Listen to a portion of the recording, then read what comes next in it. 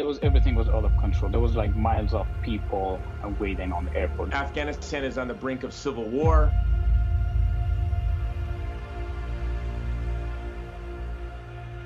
The people in Afghanistan, they're in very, very urgent need of help. There's tens of thousands of Christians right now in hiding.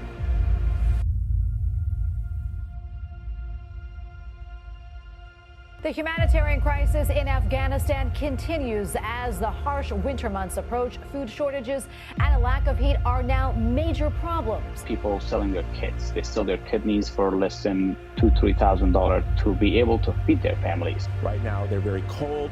Right now they're very hungry, and right now they're fearing for their life.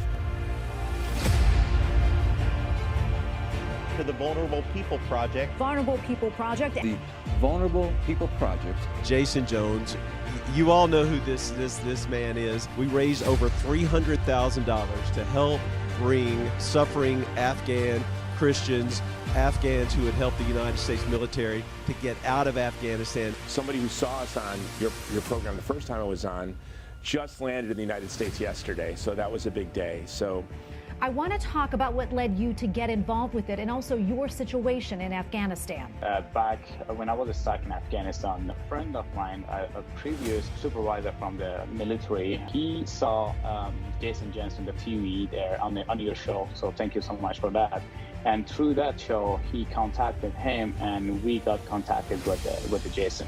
And then they were able to send me financial help, like send me some money to be able to run my phone and then get contact with the government through that to be able to evacuate from Afghanistan. We've been able to evacuate, resettle folks, and also right now we're providing food and coal for people in safe houses in Afghanistan. But the real challenge now is we've been overwhelmed with requests. We've created a system to deliver food, wood, coal, and propane for people because it's getting very cold. We have Christians in safe houses all over Afghanistan. It's getting very cold.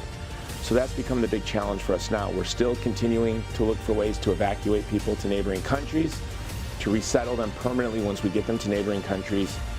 Now we're able to help more than 3,000 people alongside with the Vulnerable People Project. But the UN has predicted over 1 million people dying of starvation this year in Afghanistan. And by God's grace, so many of these Christian communities now are connected with us. And so we have this big burden of making sure that they have food and that they have heat and that they have a roof over their heads. آقا جیسن خدا شما رو برکت بدید. شما با ما کمک کنید.